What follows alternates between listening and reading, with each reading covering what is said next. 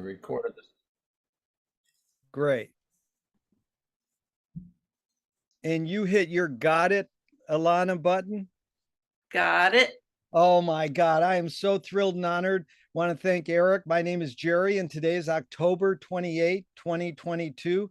It's an honor and a pleasure to be here with Elana Freeland. Thank you so much for your time. Thank you for having me. The first question is, what is the best thing for a human being? Oh, that's an easy question. Well, of course, I would have to say consciousness. And by consciousness, I don't mean that you're not asleep in bed and you're conscious, as we are in the day, with our eyes open and our brains somewhat going. I mean the consciousness by which you realize what a human being really is. We don't get much of that in America because we've been completely sedated by materialism in America.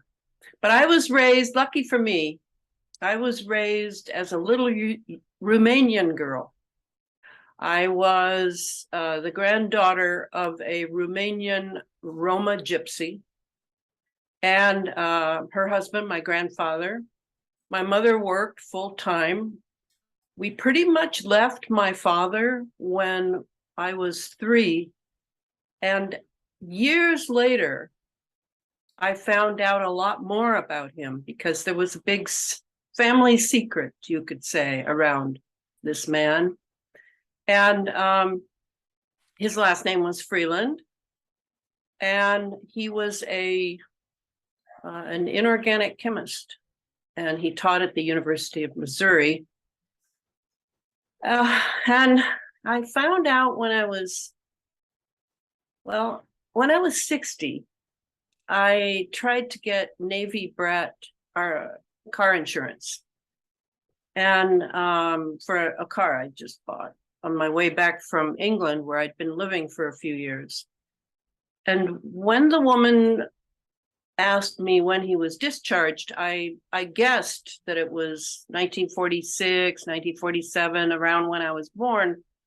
And so she went off to check his records. And when she came back about 10 or 15 minutes later, that's how long it took, she said she had found his records, but they were sealed unto perpetuity in Washington, D.C.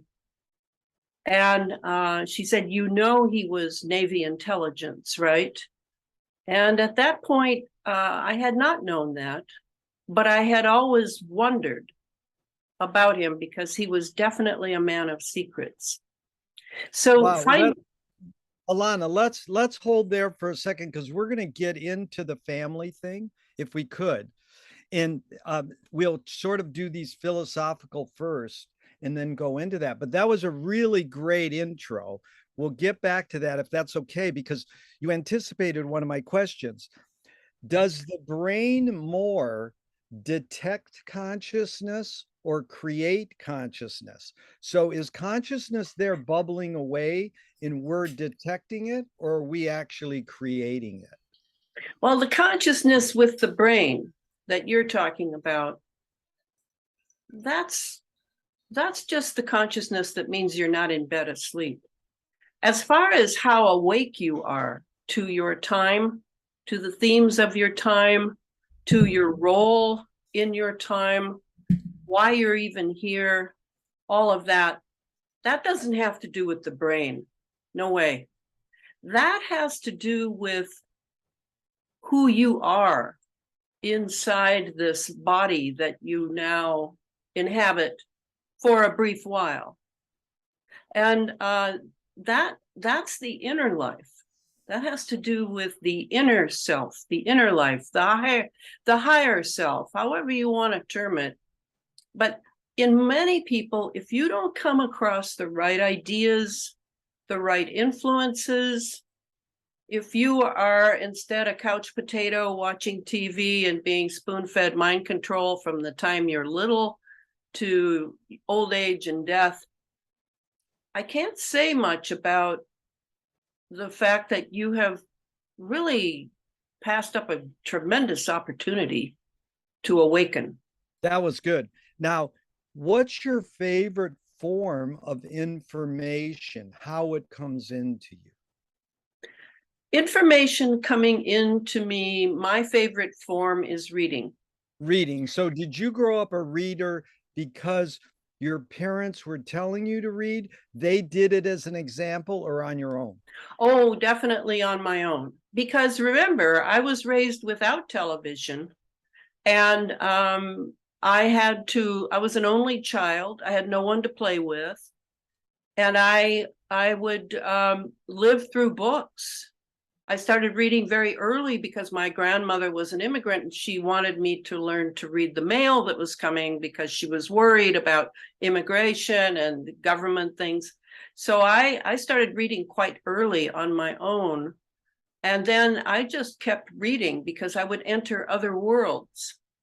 And So, I loved entering other worlds. that's beautiful. So, do you think this need or want to collect information is more innate in humans or more invented by humans?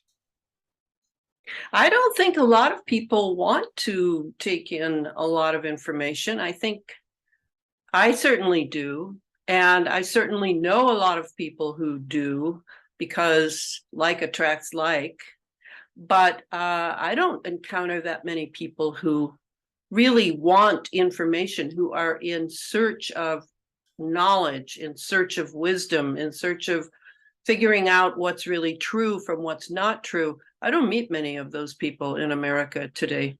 I appreciate your words. You're really articulate. Thank you so much. Elana, do thoughts create emotions? I consider emotions to be weather, and it blows through. Sometimes you have a happy weather, sometimes you have a sad weather. It may have to do with a thought you've had. It may have to do with an experience you have had. It may have to do with the barometric pressure in the atmosphere. I don't really know, but I don't take emotions very seriously, truthfully. Now, that's different from feelings.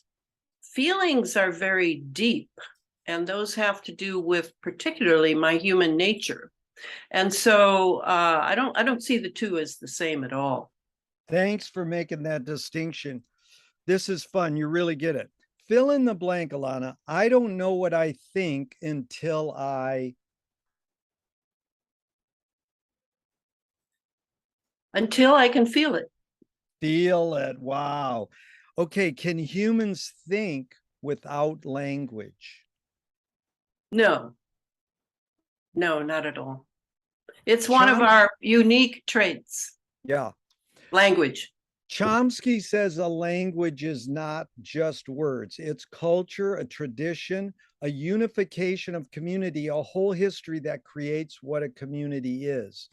What do you do when language doesn't work? When language breaks down, what do you do? Well, when language breaks down, culture breaks down. I think we're witnessing it today because no one's talking to each other anymore. They're watching TV, watching their iPhones, watching their computer movies and videos, and seeing what the experts think. I think this is the breakdown of culture that we're undergoing right now.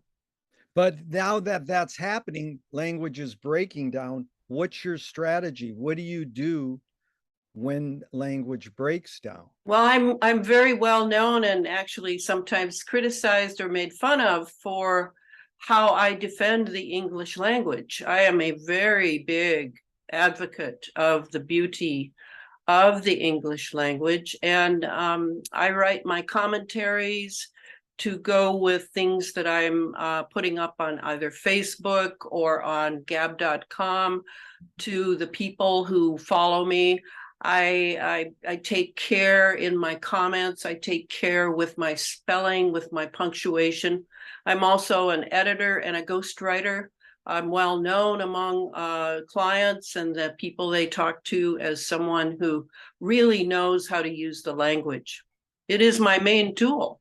Beautiful. So what do you do when language breaks down? You write, you research and write. So here's two. Is this a stupid question? I know it's both and it depends, but your observation of humans in general, are we more thinking beings or more feeling beings? Oh, much more feeling beings. Yeah.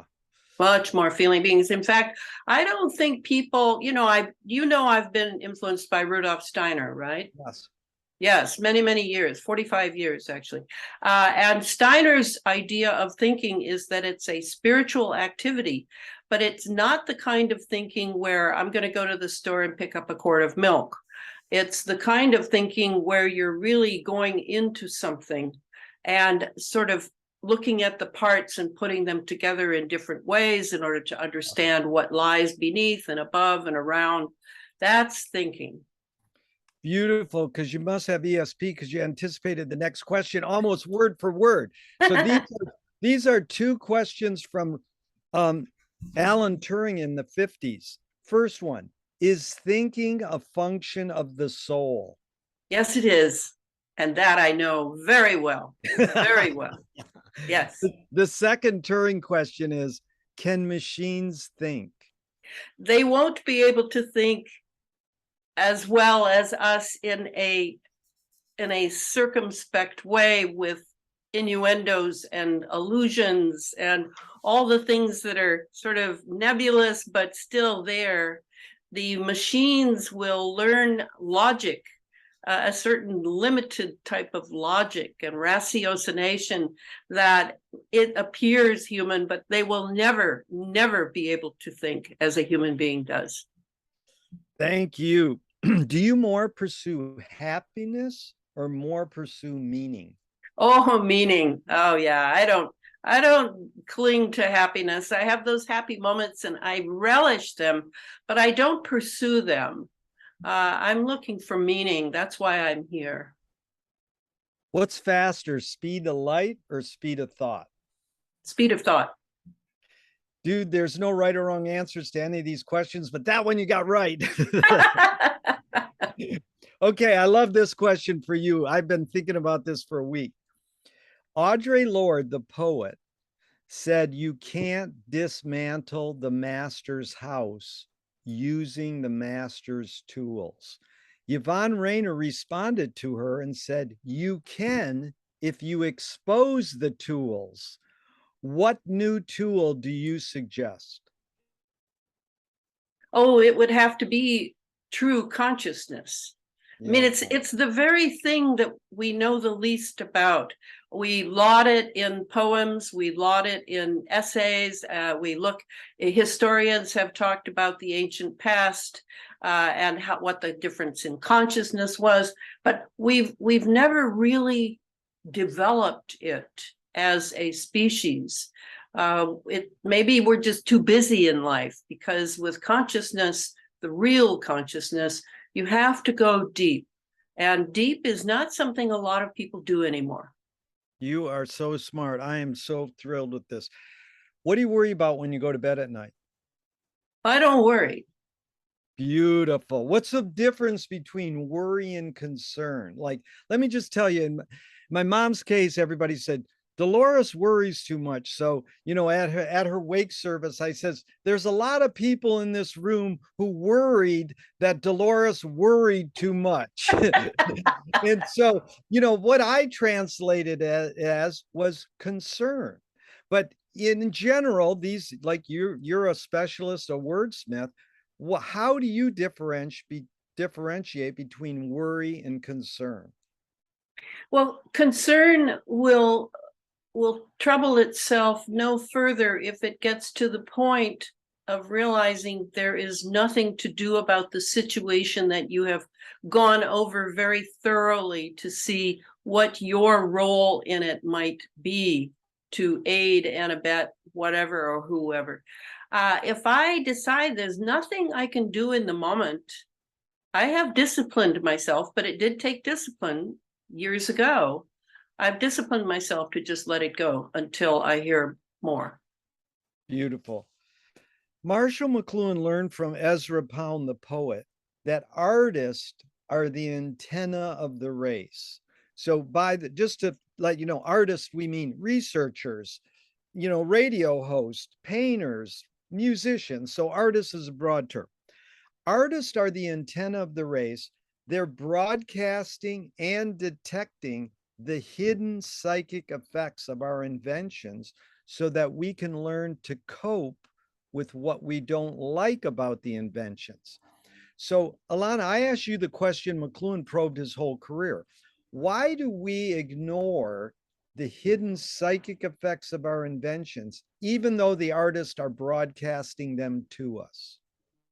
But I've never felt in the country that I've lived in primarily, namely America, that people listen to artists at all.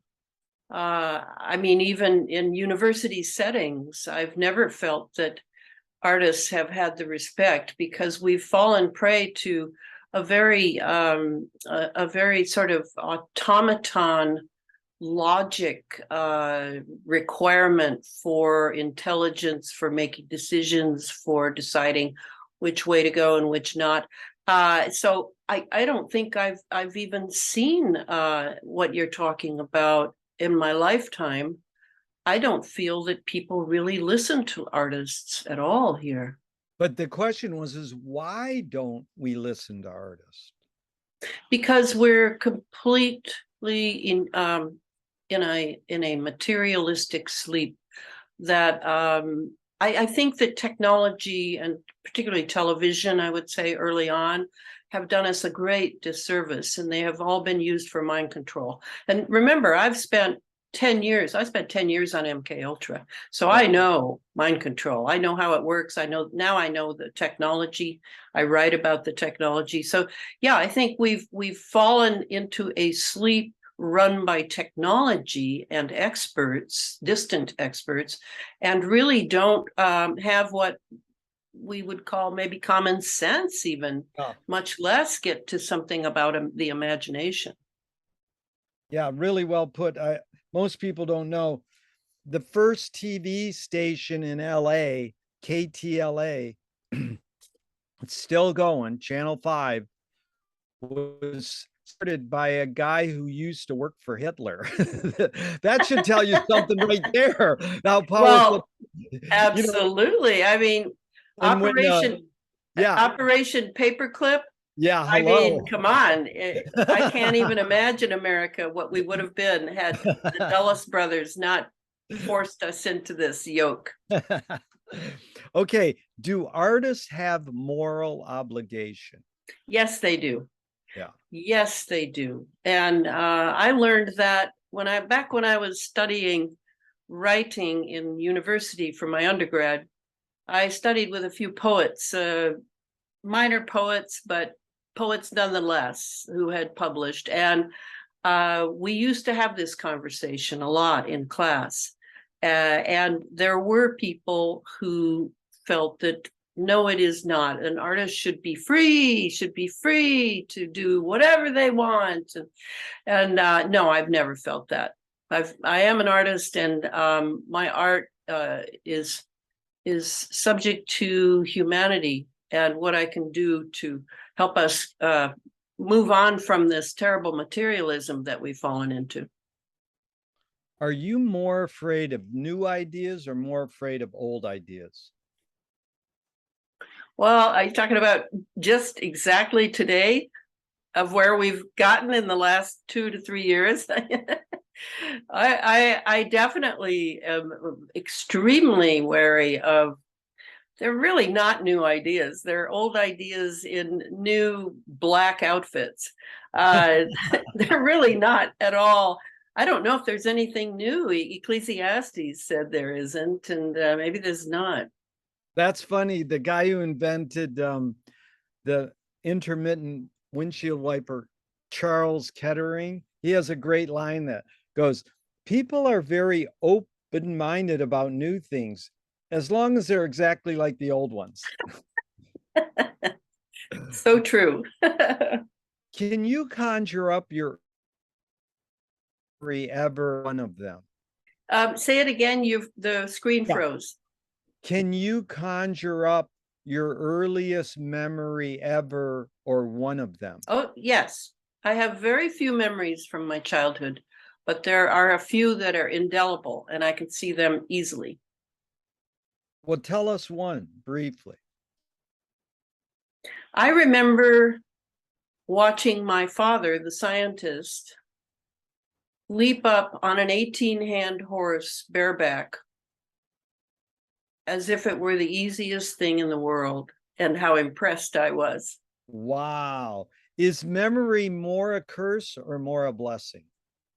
Oh, it's a blessing. Yeah. I think that the MK Ultra proved that they strip people of their memories, and it's the worst thing you can do to someone. Yeah.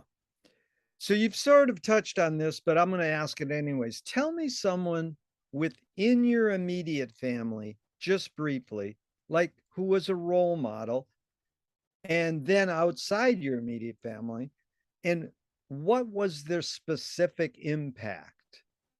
What was that specific influence, if you could, narrow it down to a few words? Well, the surprising thing to me, in a way, is that my biggest role model, mostly I had anti-role models that I learned a lot from, people I did not want to be like in my family, but my Romanian Roma grandmother, who was clairvoyant, who was very dominating, because it's all matrilineal, but she was who she was. There was no lie or deception. She was who she was, whether she was on the bus and couldn't speak English to people, but would, yell at them in Romanian anyway. I loved her peasant qualities very much.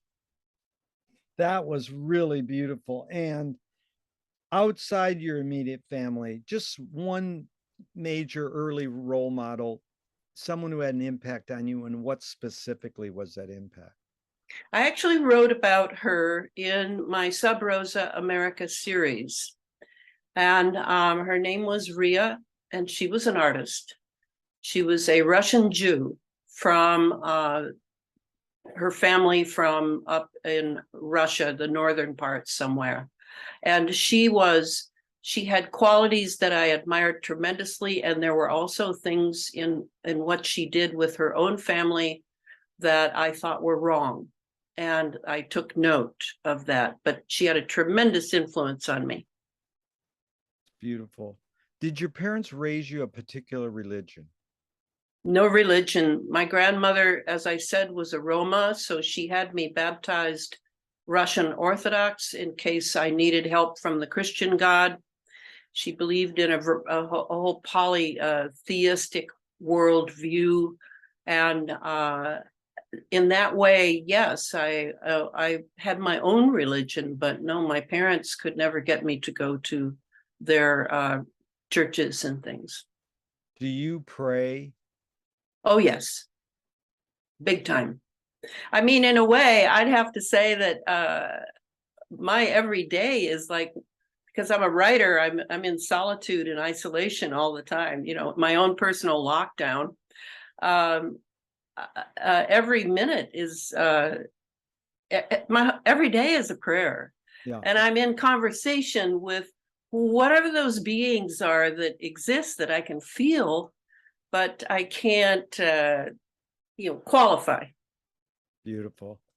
You're really well versed in words. I'm really feeling that I'm understanding what you're saying. I appreciate this. If God does exist, what would you like God to say to you after you die?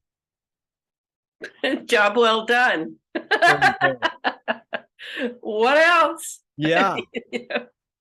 Do evil people exist, or does evil use people as a vehicle?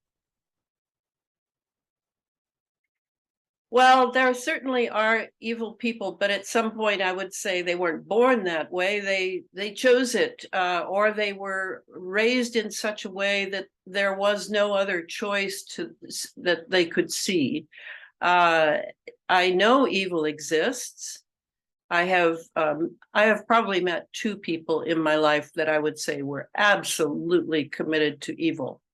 and it was an extraordinary experience.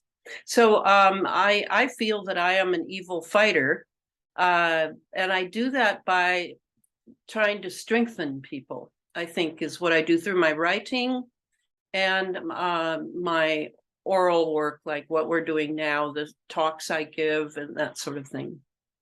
Beautiful. How do you advise someone to deal with an enemy? And I'm going to set up with a few modern thinkers. Alan Watts says, if you acknowledge your enemy, you empower them. Coppola stole from the mob and the samurais. Keep your friends close and your enemies closer. JFK said, forgive your enemy, but don't forget their name. And Fellini says, I need an enemy. So it's a lot of thoughts. The basic question, Elana, is how do you advise someone to deal with an enemy? But first, how would you respond to Alan Watts? If you acknowledge your enemy, you empower them. Well, I'm certainly no expert in this area. It takes me a long time to realize who is an enemy and who isn't. I take my time, and when I am assaulted, which I am electromagnetically now and then, I think I know who is doing it as an agency, but I don't know the people who are involved, and so I certainly don't hate easily. I find hate to be sort of foreign to my nature. Therefore, when someone asks me about enemies, I think my main problem with enemies is figuring out who is the enemy. And then I will immediately know what to do. Does that make sense? That made a lot of sense. And I really like just saying you take your time. I think that's what I like to do in these situations where we're talking for 90 minutes. We have a chance to breathe and suss things out a little. So you really touched on two things. One is, Ram Dass said, I'm having a real hard time loving George Bush. It's like fill in the blank. What does hating do in the long run? Hating is it, I always say, is it socially learned or is it something innate? But here's the question I wanted to pursue in this thread, this regard. Nassim Taleb said, games were created to give non-heroes the illusion of winning. In real life, we don't know who really won or lost, but we can tell who a hero is and who is not. Any thoughts on that? Well, that's so true. And I was thinking of your comment about George Bush. I mean, when you encounter idiots who are in positions of power, I mean, how could you hate that? How could you drum up enough energy to even really think about that pawn in somebody's game? You're not at all looking at who the real perpetrator is. You're just looking at the pawn, and I feel not compassion or forgiveness, but I feel sorry for these people because they do not own their own will. And that must be the worst. I mean, I don't own all my will because I have to do certain things for Caesar that maybe I don't agree with. But I basically own my own will, unlike MK Ultra victims, unlike people whose parents run them, like George W. Bush. He was run by George H.W. Bush his whole life. So that would be how I look at that. That was good. It evoked how McLuhan world, we translate the Wizard of Oz to the Wizard of Us. So it's like we're the artists or the researchers, and we're the atomic dogs. We're Toto, and we're just pulling the curtain back and saying, see what's behind the curtain. And, let's investigate further. And it's really directly related to what did they tell the witch tell Dorothy to go get was the broom. And what was the broom but the way you did skywriting? So, advertising and TV create the disease and offer the cure. But when I told someone that Talib quote about non-heroes and the illusion of winning, they said this amazing thing. They said villains don't think they are bad.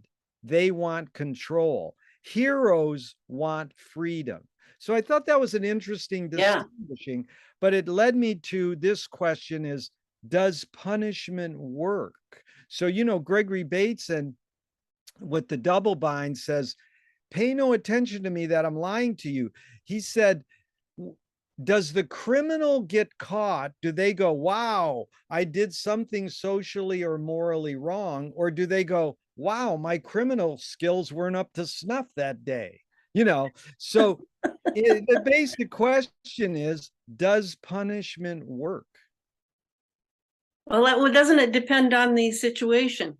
I mean, if I have a morality, which I do, it's a kind of odd morality in that I don't say that one should always forgive, one should always do anything. I have to see the situation before I can decide what the right thing to do is. To me, that's a living, breathing morality, and I'm very comfortable with it. That's really beautiful. Is perception reality? No, it's not reality. I'm not sure I know what reality is in this sort of Game of Thrones we're involved with here on planet Earth this round. But I know that I live life and I live every situation as if it is real, given that I don't know that it isn't.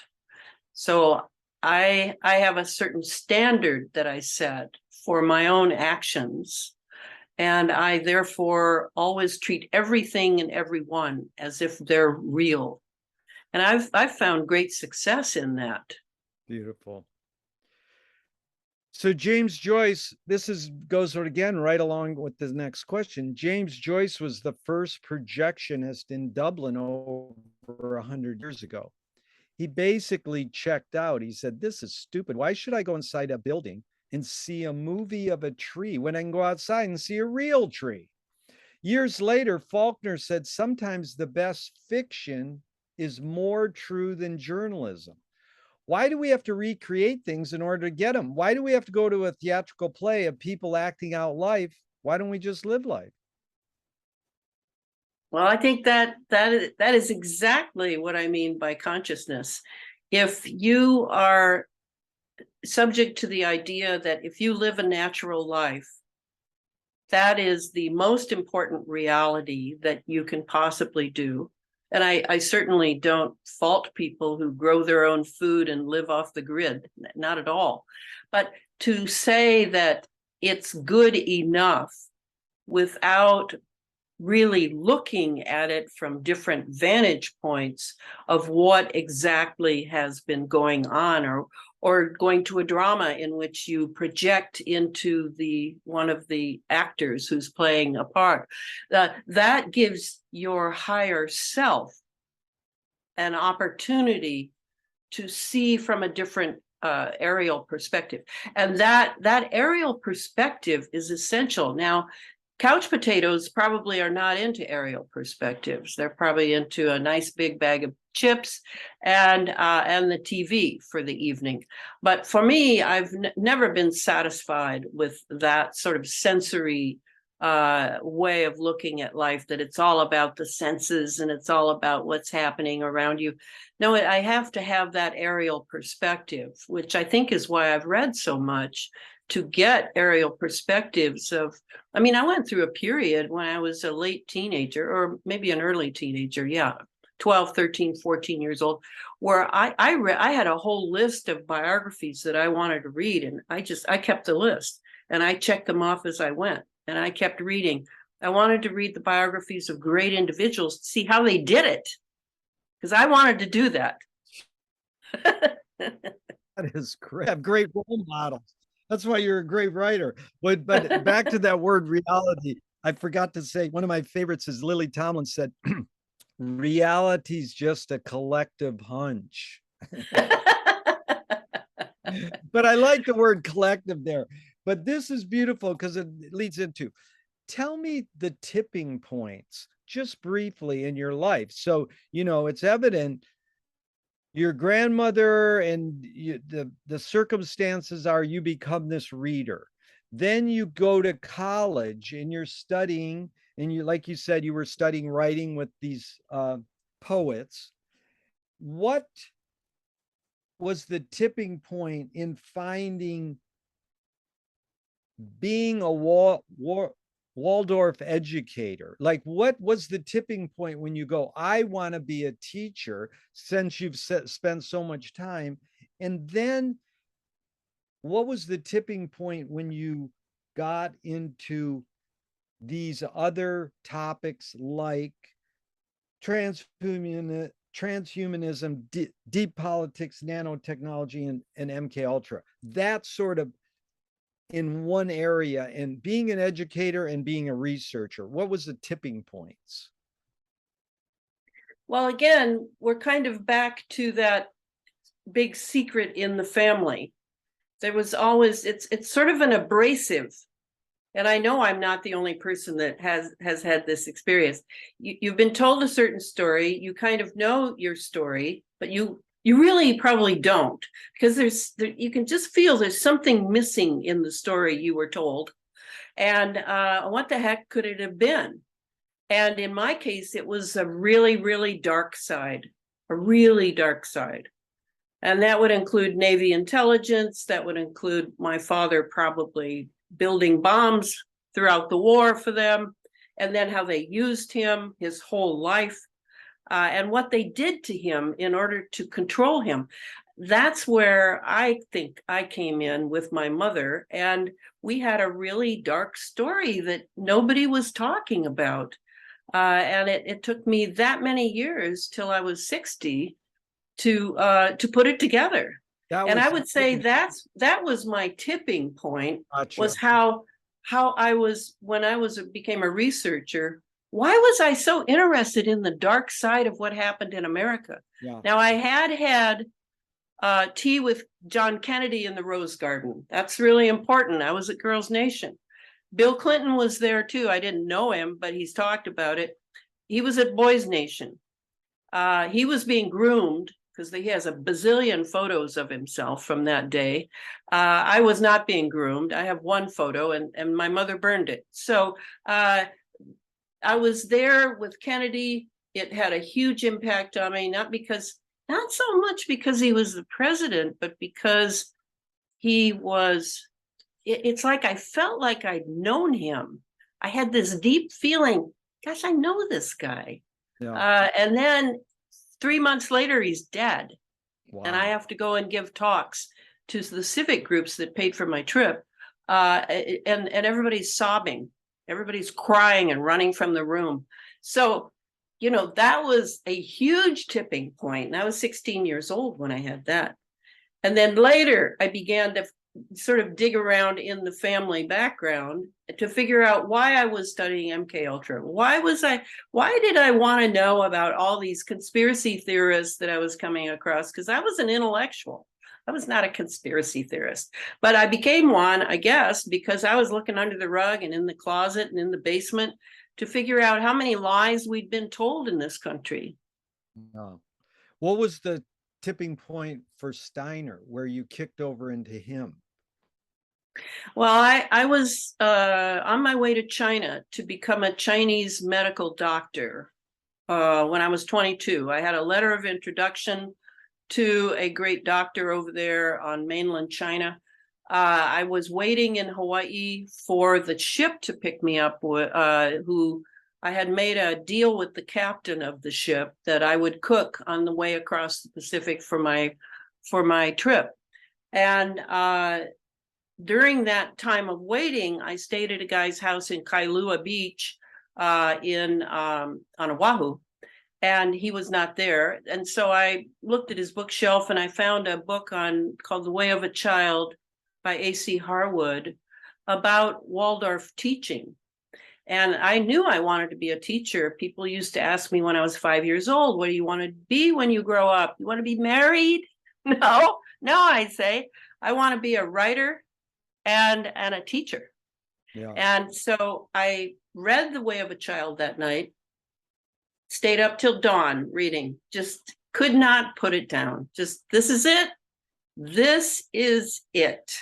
I didn't read Steiner's philosophy or much of that, but I read what he said about children, about young human beings. And I knew this was it. So I took a walk on the beach in the morning with the beautiful dawn happening. And then a few years later, I went to Waldorf teacher training. Nice. So you've created a lot, books, research. A screenwriting teacher told me great art, great books are when you can clearly see the intention of the maker. Stanley Kubrick says the opposite. Great art is when you can clearly not see the intention of the maker. What role does intention play in your creative process? Oh, it's huge. I mean, Rudolf Steiner actually has this little diagram that I used to contemplate over and over again, because he says that everybody starts out with a wish, and then the wish turns into maybe a desire, and then it goes from there through a few other steps, and finally you arrive at intention. And once you arrive at intention, just think of how different that is from a wish. Yeah. I mean, a wish is, gee whiz, I wish this would happen. But an intention is, I will do this. Yeah. And so for me, in doing art, what really was the surprise for me is I was pretty talented as a writer when I was 8 years old. But the truth is, I wasn't that talented. And I needed to practice to get better. Yeah. And so now that I've been writing, I can honestly say just about every day of my life for years, my writing has gotten stronger and stronger and stronger. And then whatever that divine process is that's invisible that comes through, where I've got some words I want to do and I've got some concepts I want, and but there's this other thing that just goes whoosh. And then I always write with pencils. Yeah. I never compose what I'm writing on the machine, the computer. I don't want the machine between me and what I'm creating. So I've gone through a ton of pencils, as you can well imagine. But I then can do that, where that part, that whoosh, is involved as well. And we're both there. And then I love rewrite. I love editing. Yeah. I don't go, oh, I don't want to edit my beautiful words. No, I want to see how I did and make it better. You are a smart writer. That really inspires me. And again, you anticipated a lot of the questions. Marcel Duchamp said there's no art without an audience. When you're writing your book or your article, how much are you thinking of your reader? Well, that's been hard with the geoengineering books. I've written 3 books on geoengineering because I believe it is the huge, huge, huge elephant in the living room that nobody's looking at. When I'm writing it, I'm concentrating on the technology and getting the writing to the point where the technology will be easier for non-technical people to understand. So in that way, yes, I am thinking of the audience. But the truth is that I'm also teaching myself the technology as I go. And in a way, I think sometimes I expect too much of readers because, as you know, TV has destroyed people's ability to read and concentrate and remember what they read. So I still write. When I was a teacher in high school, I never talked down to my students. I always talked just straight to them.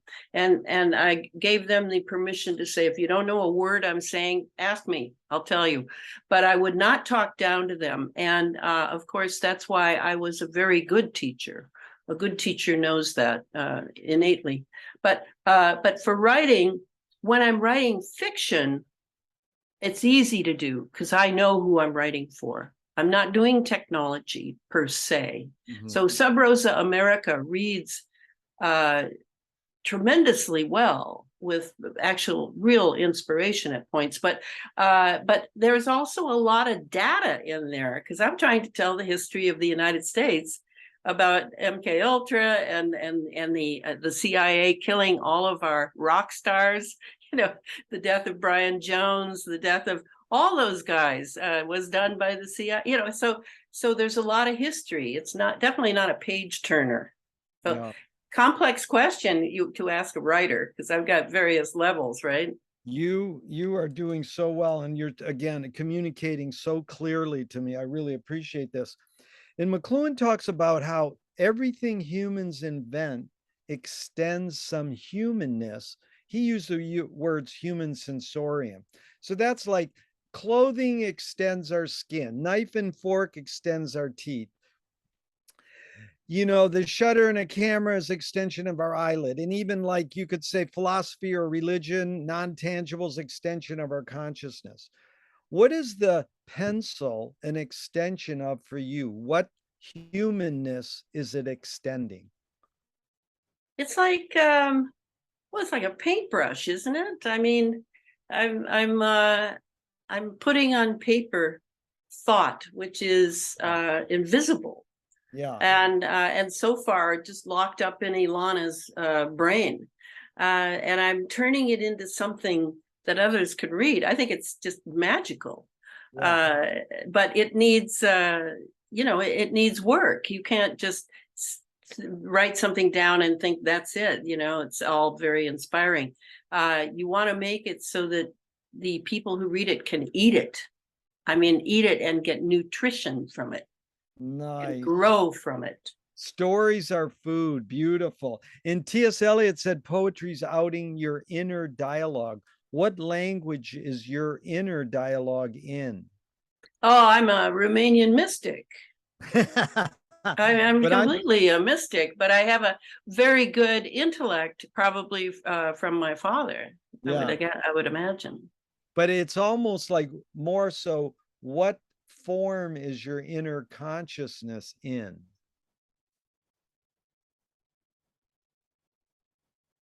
Gosh, in the divine. I don't know. I don't know how to answer that. I love that, in the divine. Yeah, it really is. I mean, I'm very good at detail. The devil's in the details, right? I'm very good at detail, but my consciousness sort of rides in me from moments when I'm walking down the stairs or driving in my car or doing something other than writing. I am very present. Yeah. I am extremely present, in fact. And it's kind of mysterious to me because I'm not propping it up with meditation or prayer I'm not propping it up with anything. It just flows. It's just there. I don't know. I feel very fortunate. Maybe it's because I suffered so much as a child that I turned my suffering like straw into gold. I don't know. And it really, again, this is two of my film heroes say, ignore yourself. Jonas Mika says, there is no self-expression. And Cecil Taylor, the great jazz pianist, says, I'm just a vehicle and this stuff just comes through me. So I know this question's sort of stupid and it's both and it depends, but is art making, book writing, researching more self-expression or more you're a vehicle for whatever technology, cultures, and environments are dominant? Well, I'm a vehicle, that's for sure. But it's beyond those things you named. It's as if the time spirit of this time said, Elana, you have these gifts. Do whatever you can for humanity. Wow. Martha Graham, the dancer, said, great artists aren't ahead of their times. They are their times. Yeah, that's you. Right. You're not right. You are our time. That's right. But Elana, the hidden question of the last one really is can art making, book writing be egoless? Well, now we need to talk about the ego. Okay. So, yes, I understand what you mean. An ego is supposedly kind of bad You end up egotistical or egoistic, thinking about me, and and looking at the world only in your terms. I know lots of people like that. But to me, because I had 5 years of Latin, and no, I'm not Catholic. I loved Latin. I was very good at Latin. It was as if, a teacher told me it's as if you've spoken it before. Well, I think I probably did in another lifetime. If you can take the ego, which means in Latin, ego, I am, then what is that I am? And are you going to live it from the kneecap or the ankles up and be boastful and thinking only of yourself? Or are you going to be the I am, which is of the higher self, the one that can thinks enough of this incarnation, Elana, that I can now reach out and share my gifts with the world at large.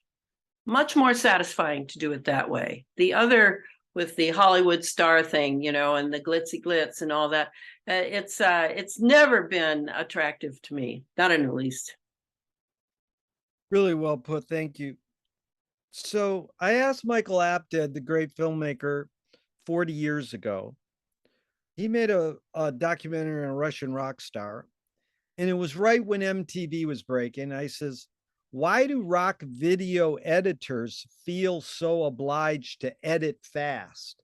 Most people don't know that Abel Gance invented rapid montage in 1922 in France, but it really flourished in 1980s when MTV started, to the point where Marty Scorsese cut his films faster because of MTV. So he says, because we've learned to take in information faster. So I asked this question with a bias. Can we literally learn to take in information faster, or are we just brainwashed to believe we can? Yeah, I would go for the latter, because I know that when I watched, remember that film last year at Marienbad? Yes. It was an art film, and it moved glacially slow. Yeah.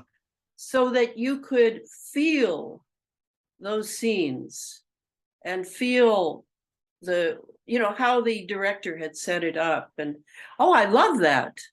I have time. One of the problems with the fast moving films is that I don't have any time. I'm being barraged, and therefore I feel I'm being manipulated. Yeah. Whereas when there's time, but see, most people don't want to take time. They want to shoot them up, and they want the bam, bam, bam. So that's, a filmmaker has that terrible choice to succeed as the bam, bam, bam, or to actually stay true to his art. But I know which one I would choose.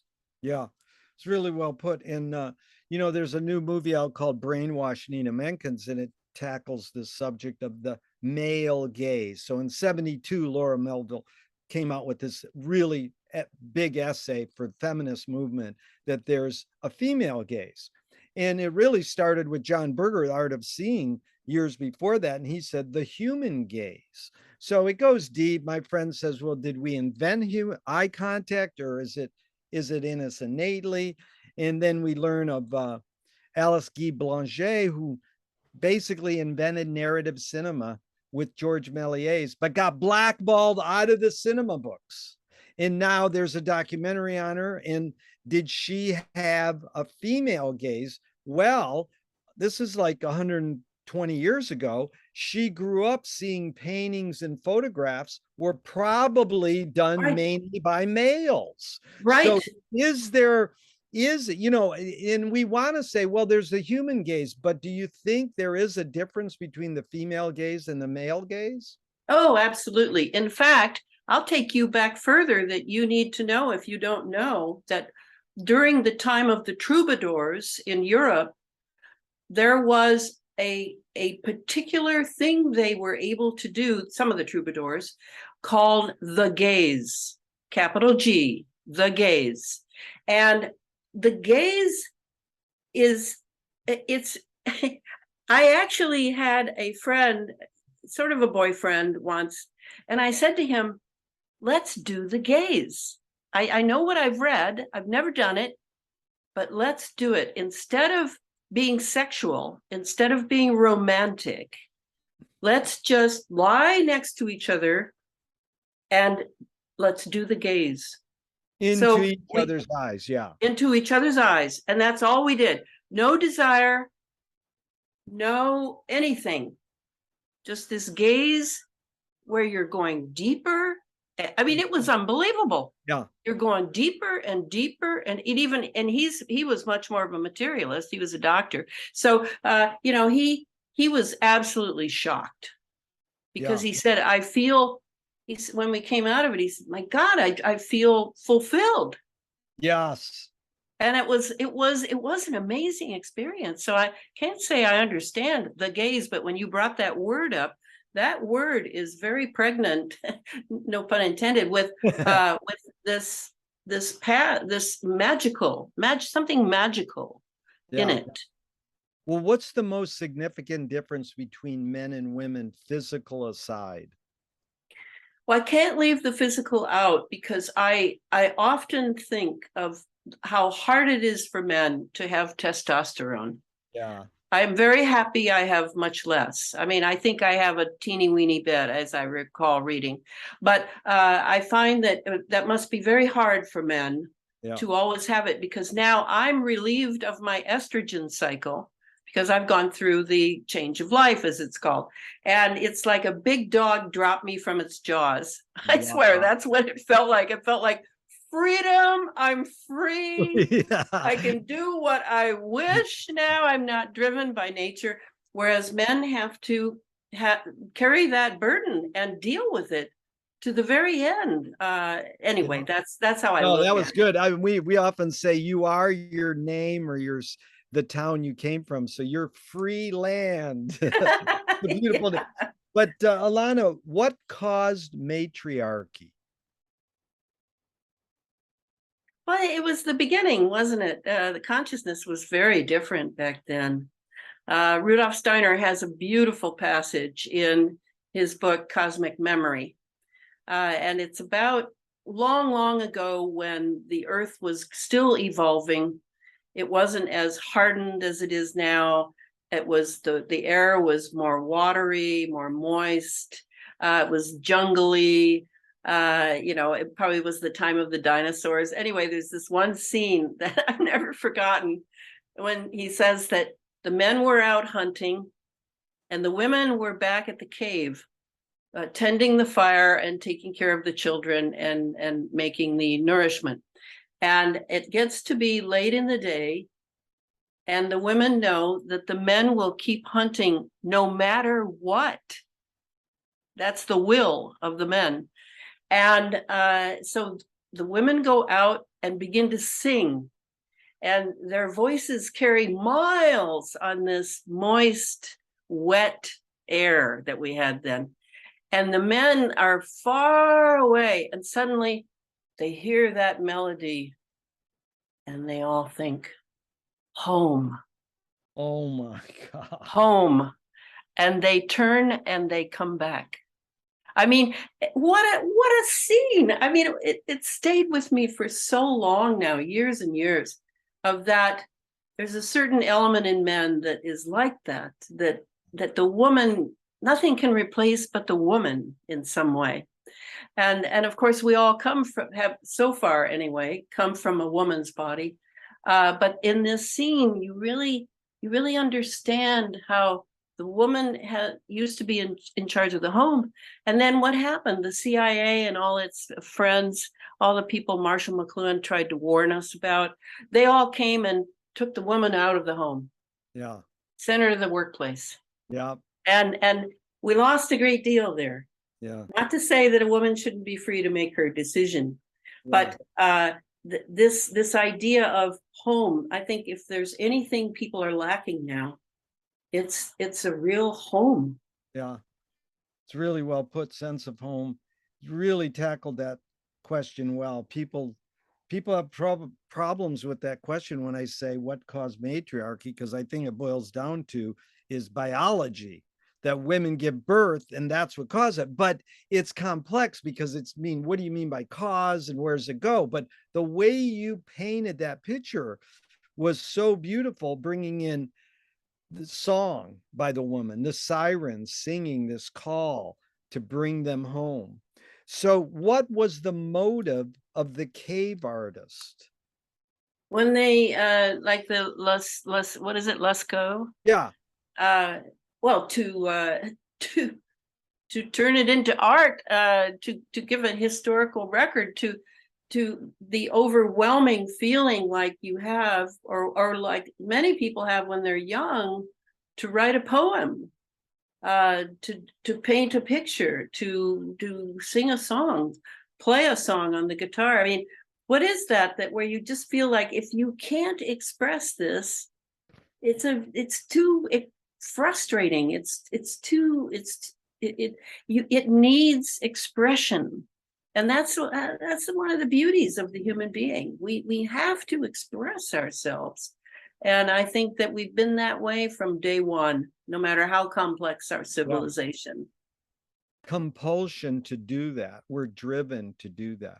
Absolutely, and I'm so glad we are, because to see those paintings is just extraordinary. I remember, didn't Wim Wenders do a film on that, of the cave drawings? Yeah, no, Herzog did the Oh, Dream. Herzog, yes, Yeah, that's Herzog. beautiful. Yeah, and there's so much to the cave artists. And I always say, well, there was cave dance and cave music, but they didn't document it. For some reason, we're lucky we have cave art, but they were dancing and playing music. They just didn't have ways to record it.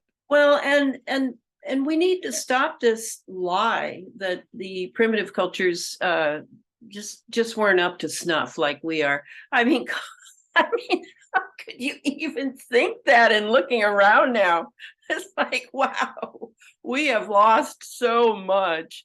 Yeah. And so, to me, they had, yes, we, in order to develop this frontal brain, we had to give up a lot. One of my favorite books is that Julian Jayne book, Yes. Breakdown of the Bicameral Mind. I mean, that was like, oh my gosh, he's got it. This is it. And and that scene of when in the fields of Troy during the war, there is what's his name? Brad Pitt played him once. Achilles is standing there and the war is going on, and then Athena comes up and begins to tell him what to do, and he's talking with Athena. And Julian Jayne, and when he was at MIT or wherever he was, they put him in a broom closet to write this book. They were so embarrassed by what he was doing. And he says that, yes, Athena was there because that part of the brain was still active, but we sacrificed that in order to develop this other frontal part of the brain where we can't see those things anymore. And that's what I was going to say, is that, it isn't just the matriarchy thing, is not just women have the babies, so yeah, they're going to be the matriarch. No, it's the divine world behind all this. The huge ideas, capital I, huge ideas that we are manifestations of. We are not virtual twinning and the whole thing that they're trying to pawn off on us to be AI beings. No, we have this capability to represent great ideas, and that's kind of what I'm trying to do now. I'm actually rewriting the last geoengineering book, Geoengineer Transhumanism, into 2 books. For Inner Traditions has approached me and wants to do a second edition, but they want 2 shorter books. So when I rewrite the synthetic biology book, I need to bring people to see that this idea of being human and of each of us being a representation. So, how are you doing in your representation of divine ideas? Yeah. That's what we're here for, is this beautiful divinity, and doing it in a material world, like Madonna sang to us long ago. Well, this You know, the Balinese have no word for art. They do everything as well as they can. McLuhan Yes, loved, McLuhan loved to say that, and I love it. I love it. I love that. But he also asked this question, which I'm always trying to figure out how people would respond to the question. It's not even so much answering it, is figuring out what he was probing in the question. And it goes like this: how about technologies as the collective unconscious and art as the collective unconsciousness? So it's almost like where you started an hour ago talking about conscious and consciousness. So I think McLuhan's tackling, he's saying technologies as collective unconscious in art as collective unconsciousness. So it boils down to what's the difference between technology and art, and what's the difference between conscious and consciousness? Gosh, you know, when you say the word technology, I have a feeling that I see a very different thing because I've become sort of an expert on electromagnetics and nanotechnology. And, it's because it's so huge now, because I know what McLuhan's saying. He's saying technology like, like the hammer, the pounding scene in 2001. Yeah. yes, like that. Technology always accompanies the human being, much as art does. Yeah. But they're not quite the same, but sometimes they interlace Yeah. for different things. But now we have this technology which is consuming us Yeah. and consuming all that is human, all that is natural, I would say.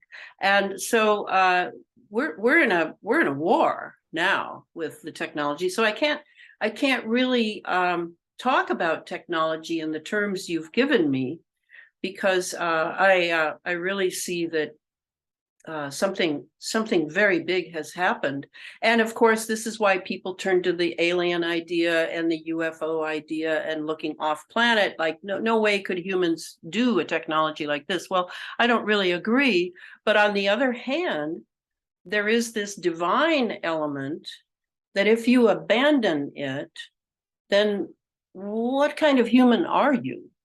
Yeah. What do you just look human now? And really, there have been other beings that have now subsumed your humanity and are now in your body and using your brain and coming up with these technologies that are just unbelievable.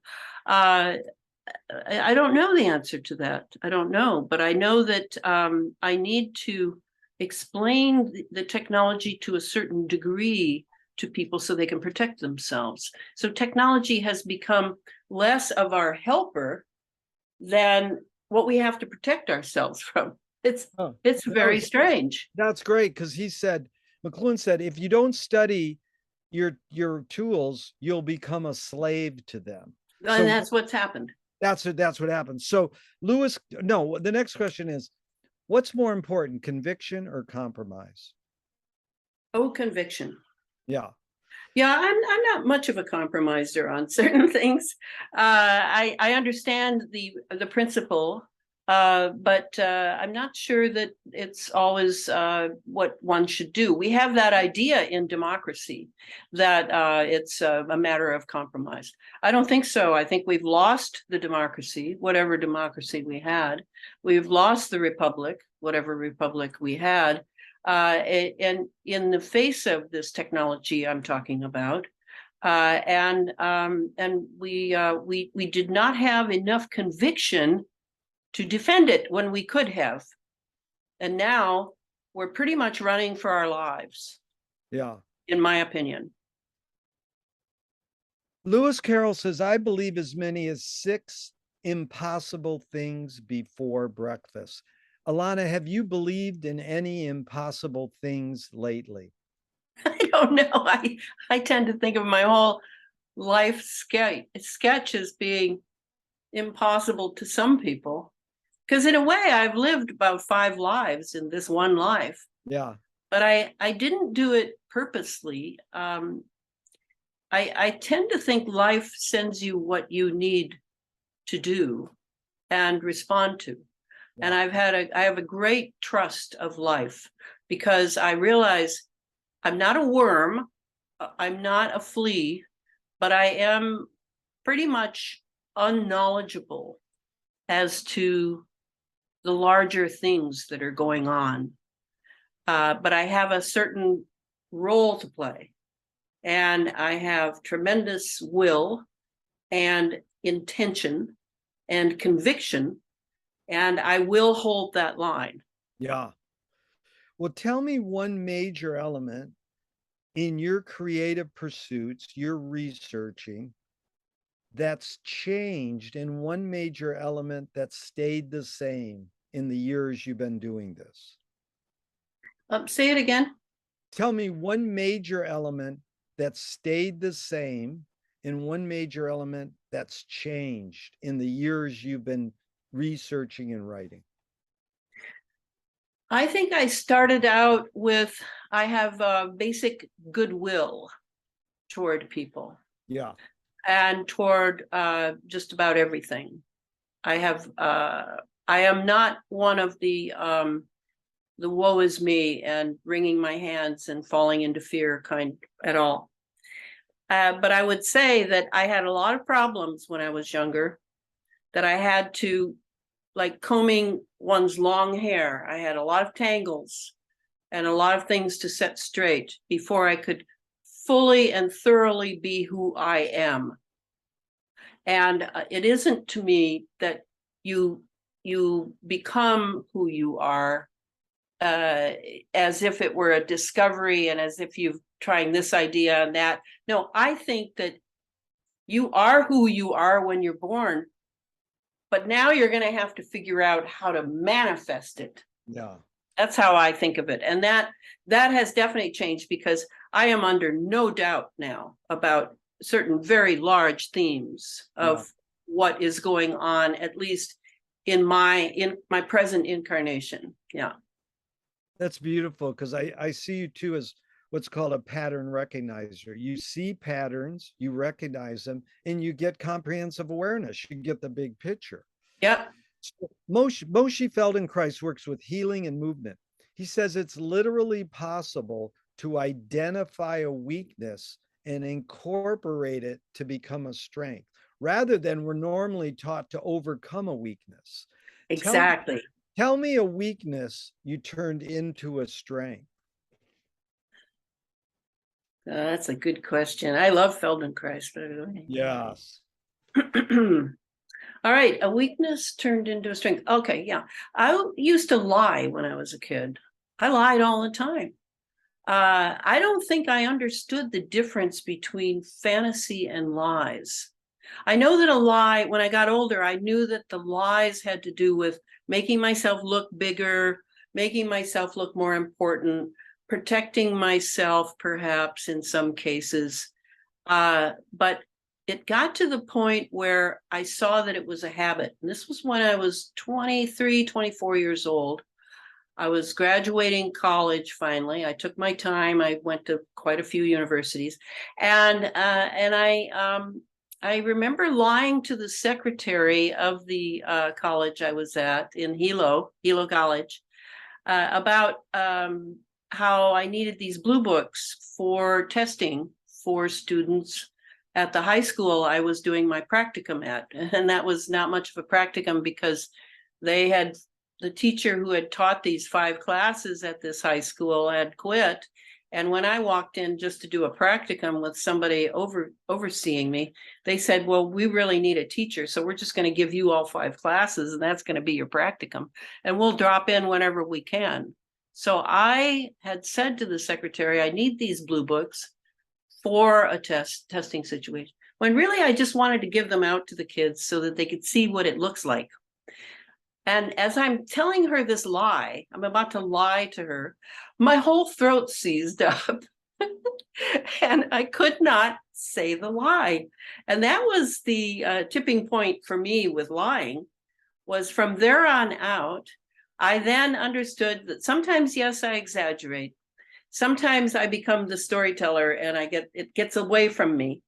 But as far as lying to make myself look good or look better or look important or whatever, no more.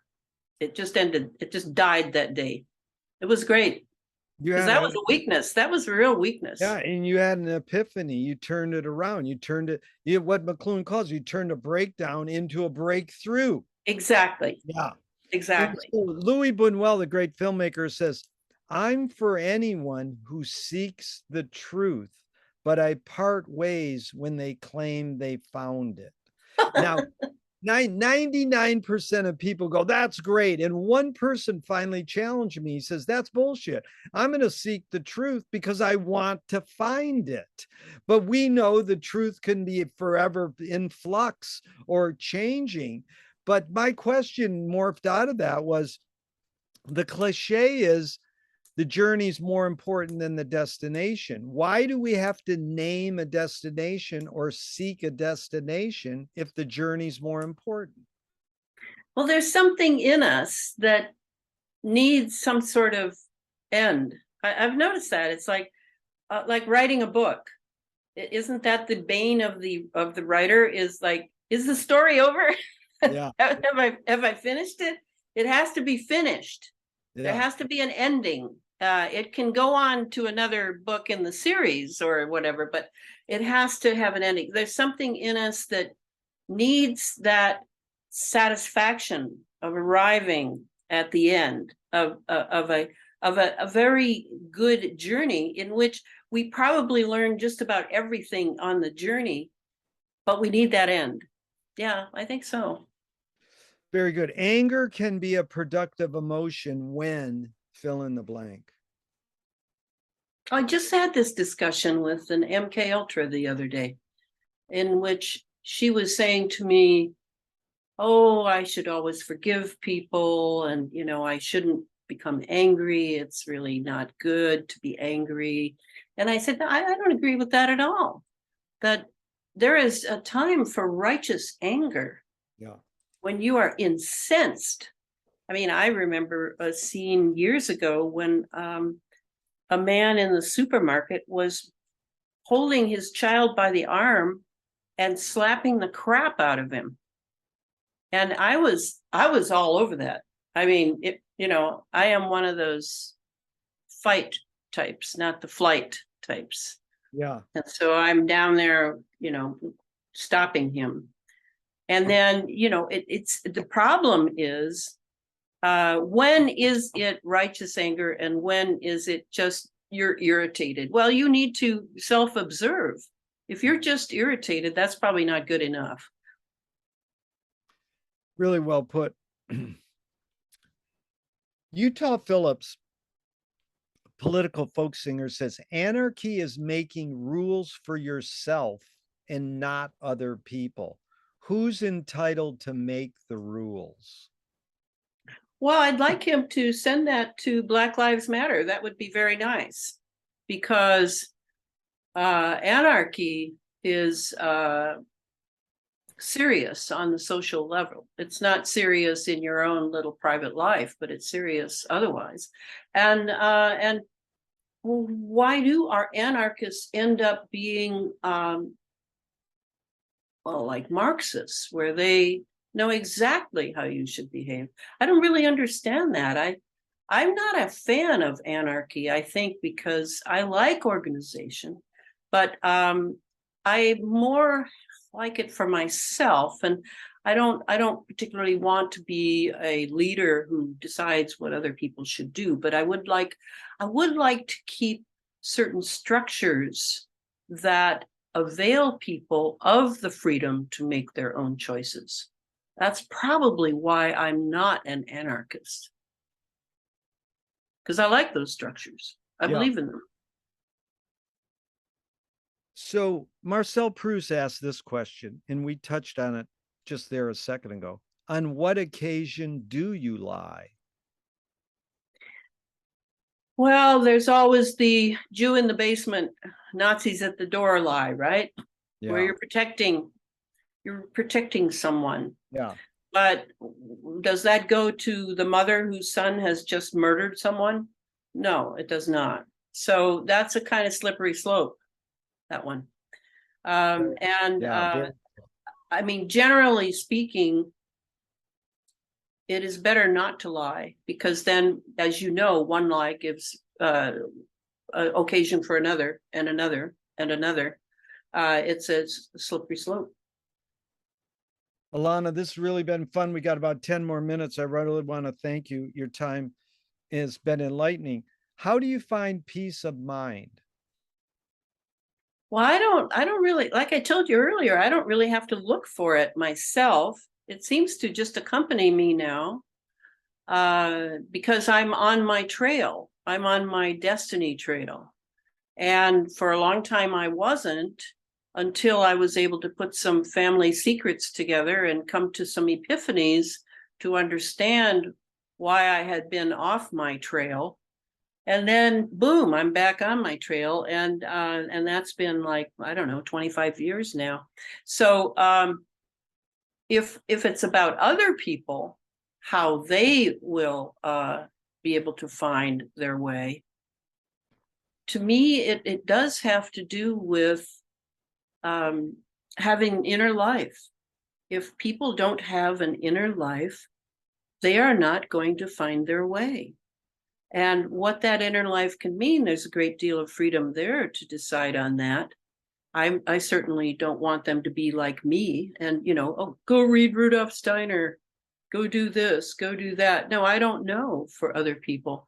Yeah. But I tend to share with people what I do, because I am an example for many people, it turns out. I mean, this is really funny. Many people have said to me, yeah, I couldn't figure out what to do. And then I said to myself, what would Elana do? Nice. And so I'm like big sister in people's minds. I didn't mean to become that. Yeah. But I love your exploration of the inner life. That's what it's important to me. We call it the hidden psychic effects. There's something deeper. We call it deep sea diving, in fact. Deep sea dive. In fact, this is sort of fun. Alan Watts asked these 5 questions. So just really briefly, in a couple words off the top of your head. The first one is, who started it all? God. Where are we going to make it? I don't know. Where do we put it? But what? Good. You answered a question with a question. Here's the fourth one. Who's cleaning it up? We are. Fifth one. Is it serious? Extremely serious. That's great. So we're done with the Alan Watts. Now I follow up with a couple more and we're out of here. Which way should toilet paper come off the roll? Over or under? Over. Why? I don't know. But I always put it that way. Well, it's in the patent, which is over 100 years old, is going over. But it's funny because 99% of people say over, but the ones who say under have their reasons. If a publisher was to release your autobiography off the top of your head, what would the title be?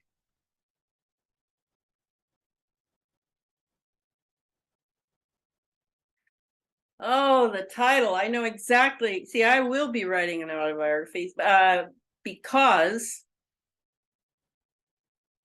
I believe we're both 60s generation.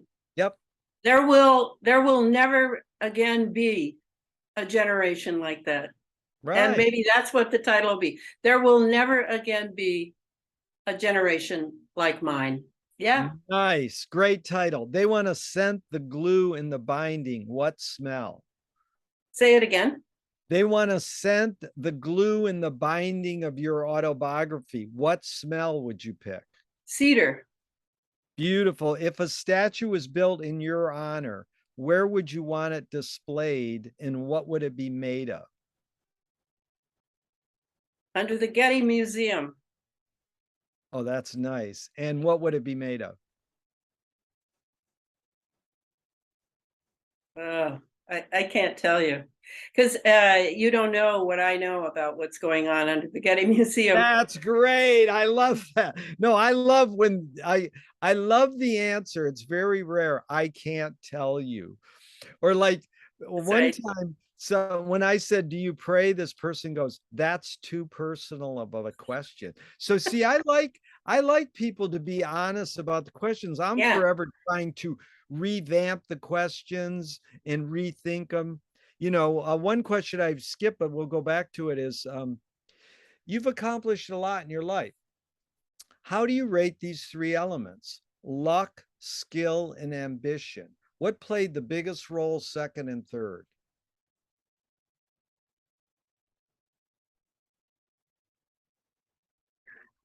I suppose ambition, because that is just another not very nice word for intention, isn't it? Really, really well put, because it is a controversial word. When I give people those three choices, now what would you rate second and third then? Skill would be second. Yeah, and then luck. So when I asked this question for like 30 years, it was this way. Is ambition based more on fear or joy? And how would you answer that? Well, for me, it's based on joy. Yeah. So wording it that way, I said, is ambition based more on fear or joy? 90% of people would say fear. And so then I read William Friedkin interview, the guy who directed the Exorcist movie, and he said, in Hollywood, skill and luck have nothing to do with it. It's all ambition, So I switched the question, but then my one friend said, I'm not taking your three choices. It could be necessity. What caused your accomplishments necessity? So that's what I'm always after, like revamping the question. So a couple more. Please tell me something good you never had and you never want. Oh, money. Look at that's funny. The three answers I get the most: money, fame, and heroin. Heroin? Isn't that weird? Those three is what I get the most. Wow. What's the cultural shift you see developing today that inspires you? The fight to retain a true human race. Wow. You're really a wordsmith, a true human race. I love it. Yeah, a non-transhuman, Yeah, non-transhuman. true human Yeah. race. Yes, real human beings. Thornton Wilder wrote in 1928, art is confession. Art is the secret told. But art is not only the desire to tell one's secret, it's the desire to tell it and hide it at the same time. Elana, you've laid your cards on the table for over 90 minutes. I'm not insinuating you haven't already answered this. What's it really all about for you? Well, like I told you, it's to use my gifts, which are considerable, in the time I chose to be born into, where the major theme, I had no idea how important it would be. I believed in the 60s that we all thought it was just the establishment that we had to get rid of in order to have a true human race. But now I see it's much deeper than that. It actually is that certain elites have been conniving for at least 100 years, but probably 1,000 years, to do away with the natural human race and have a transhuman cyborg race. And I am absolutely giving everything I have to stop them. Wow. All the power to you. Last question, Elana, and thank you once again. This has been truly enlightening for me. What gives you the most optimism? That we are divine beings, that Yeah. we are divine to the very root. But if we don't discover it, it's unfortunate. It's unfortunate because we need everyone to light their light. Yeah. Really good. You know, I'll just close out with a quote that I love from McLuhan, and I think it applies. He said, communication of the new is a miracle, but it's not impossible. So I really think you've communicated a lot of newness to me, things Mhm. that I can reflect on now, the way you worded them, and I can take this and, like, hopefully what we all want to do is make the world a better place and move on. So thank you so much. Even though we're going to hit the end button now, I hope and Eric is going to jump in and hit the end button, hopefully, but I hope our conversation can go on forever and ever. What are you going to do with this? Well, we're going to post it on archive.org and then we'll send you the link. Okay. Well, this was a real surprise. Thank you Thank, very much. That was fun. thank you, Elana, and thank you, Eric, so much for all your help. All Sure. right. Thank you, guys. Bye bye. Bye bye. Bye.